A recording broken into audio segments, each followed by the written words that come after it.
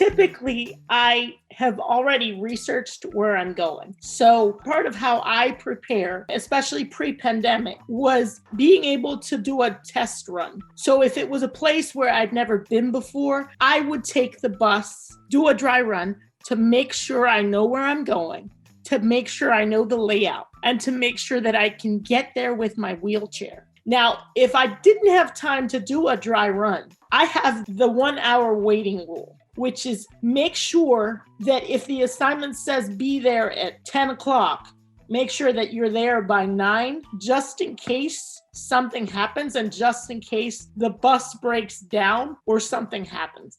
And it actually happened my very first assignment, my very first day on the job with Ad Astra. The bus broke down. And if I had not given myself that extra hour, I would have been late my very first day on the job. Because I am one of these people that works 24/7, I learned to lay out my clothes the night before. So in case I get that call at 3 o'clock in the morning, I know that I'm showered and all I have to do is put on clothes and bolt. But the most preparation that I do, besides looking at terminology, if it's something medical and if it's a new patient, just to make sure that I'm okay, the main thing is knowing the layout of where you're going. I can't say, well, I was late because I didn't know where I was going, because medical appointments don't wait. And I understand that doctors have patients back to back.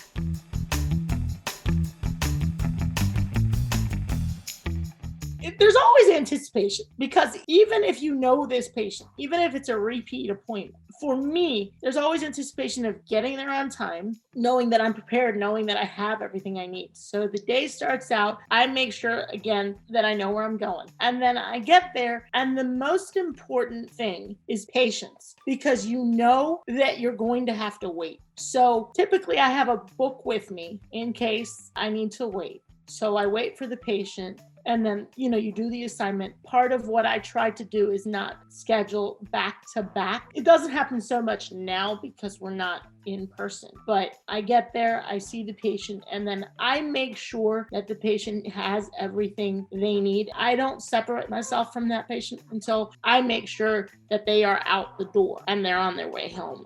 Now, from home in a pandemic, typically I'm up by 8 a.m. because you never know if something comes up last minute on camera. I make sure that I have paper, pens, and water and whatnot. So if I have patients scheduled, then I see patients, but in between there, I'm answering calls all day. So in a pandemic world right now, I spend a lot of time in this office where I am right now. That's a very typical day. It's very busy, but very fulfilling, even when you do it over the phone.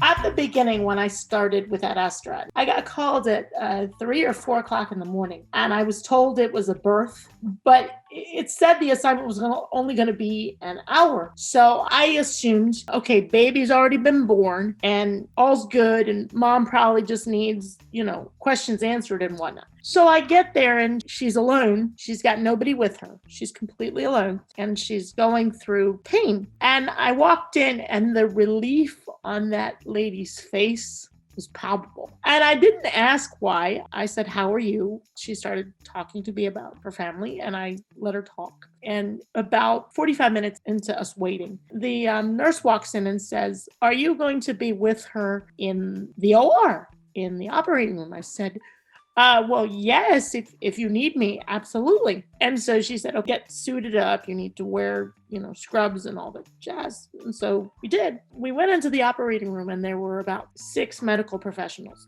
and the lady and I. And I noticed that Dad wasn't coming in or nobody was with her. And when she's in recovery, she turns to me and she says, "Thank you so much. And may God bless you." And I said, "Well, thank you, but I appreciate it." And she said, "No, you don't understand. I would not have been able to do this without you. My husband is outside the country. He's not able to come back. And my brother is looking after my 3 kids at home. That's why I'm alone. I have nobody else here. And without you, I would have been completely lost because there was nobody on that team that spoke even a little Spanish. So I was the only one in that room with whom she could communicate and understand what was going on." And so later on, the attending nurse told me, look, she may forget your name, but she will never forget you. She said, because you were the only person there with her when she received her baby. She will remember that you were the only person that she understood and that could get her needs across to the rest of the team. She will never forget that fact. And without you, she would have felt completely alone. You don't realize just how much you've impacted. And when I was told that, I realized I knew my job was important.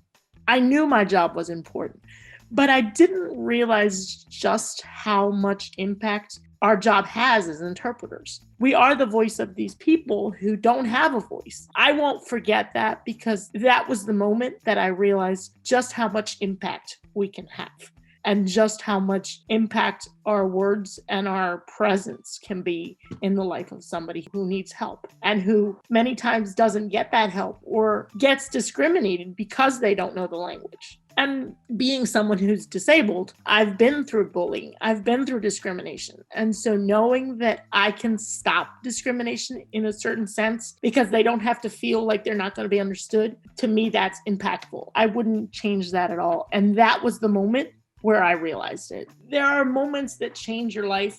There are moments that impact you and that you never forget. You tend to remember all the little details because every detail made a difference.